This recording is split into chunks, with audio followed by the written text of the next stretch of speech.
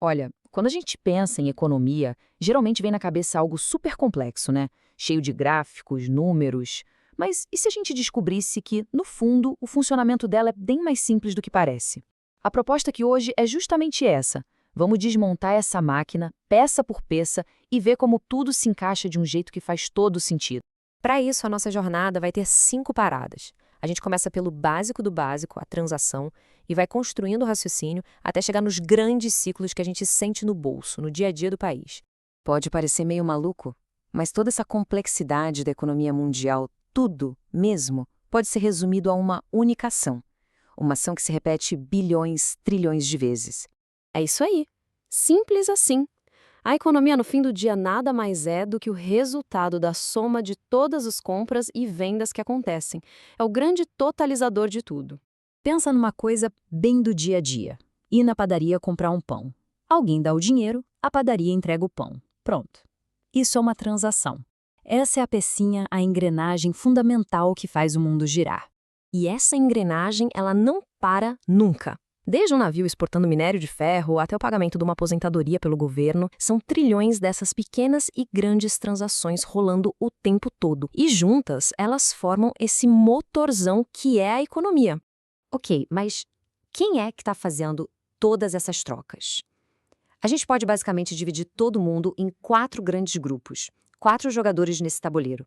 Então, temos as pessoas, as famílias, a gente. Temos as empresas que vendem coisas e serviços.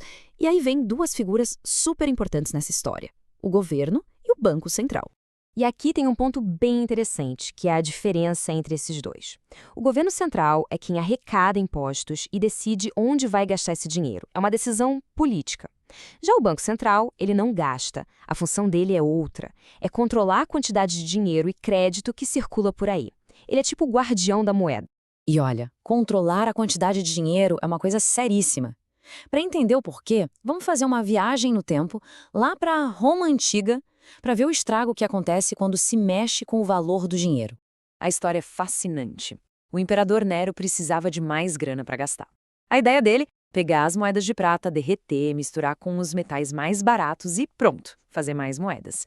Ele diminuiu só um pouquinho o teor de prata. O problema é que outros imperadores viram aquilo e gostaram da ideia. Resultado, em 150 anos, a mesma moeda, que era quase prata pura, passou a ter só metade de prata.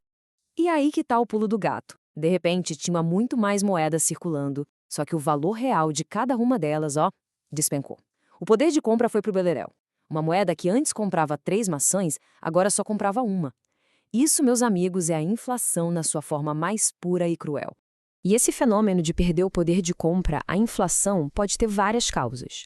A primeira é quando tem muita gente querendo comprar e poucos produtos, a inflação de demanda. A segunda é quando a matéria-prima fica mais cara, a inflação de custos. A terceira é a expansão monetária, que foi o que aconteceu em Roma. E tem uma quarta que é bem traiçoeira, a inercial, que o Brasil conheceu muito bem. Os preços sobem só porque todo mundo acredita que eles vão subir. O Brasil, como a gente sabe, sofreu décadas com inflação fora de controle. Para evitar que a história de Roma se repetisse por aqui, foi criado um sistema, um conjunto de regras bem claras para tentar botar ordem na casa. Esse sistema ficou conhecido como tripé macroeconômico. A primeira perna é a responsabilidade fiscal. O governo não pode gastar muito mais do que arrecada. A segunda é a meta de inflação. O Banco Central usa suas ferramentas, principalmente a taxa de juros, para manter a inflação numa faixa definida. E a terceira é o câmbio flutuante, deixar o mercado definir o valor da nossa moeda. E esse slide aqui mostra bem o tamanho do desafio. A gente tem uma meta oficial para a inflação, com um piso e um teto. Só que acertar nesse alvo é uma tarefa bem difícil. Muitas vezes, a inflação real acaba escapando desses limites, o que força o Banco Central a entrar em campo e agir. Só que tem um detalhe: a principal ferramenta para controlar a inflação, que é mexer na taxa de juros, acaba gerando um efeito colateral. Um efeito previsível, mas bem problemático: os famosos ciclos econômicos. Vamos entender essa dança. Quando a economia está fraca, o Banco Central geralmente baixa os juros. Com crédito barato, as pessoas e as empresas gastam mais. Esse aquecimento todo gera inflação. Para apagar esse incêndio, o que o Banco Central faz? Sobe os juros. Aí o crédito fica caro, o consumo cai, a economia freia, a inflação baixa e aí o ciclo todo recomeça. É um padrão que tende a se repetir. O grande problema é que, no final de cada um desses ciclos, a dívida total do país, comparada com tudo que ele produz, o tal do PIB, tem aumentado. E isso aconteceu com diferentes governos. Ou seja, a dívida está crescendo mais rápido que a nossa capacidade de produzir, e isso vira uma bola de neve. E por que isso é tão ruim? Bom, é simples. Quanto mais um país deve, mais arriscado parece emprestar dinheiro para ele. E para topar correr esse risco, quem empresta exige o quê? Juros cada vez mais altos. E agora a gente chega no ponto nevrálgico da coisa. Olhem só que impressionante. A dívida do Brasil não é nem de longe a maior do mundo. Só que nós somos o país que mais gasta com juros sobre essa dívida. Cerca de 6% de tudo que o Brasil produz em um ano vai embora só pagando juros. É um volume de dinheiro absurdo, que podia estar indo para saúde, educação, infraestrutura. Isso acaba prendendo a economia numa armadilha, um ciclo vicioso. Juros altos aumentam o tamanho da dívida. Para pagar, o país se endivida mais. Mais dívida gera mais desconfiança, que gera juros ainda mais altos. E essa roda continua girando, travando o crescimento do país.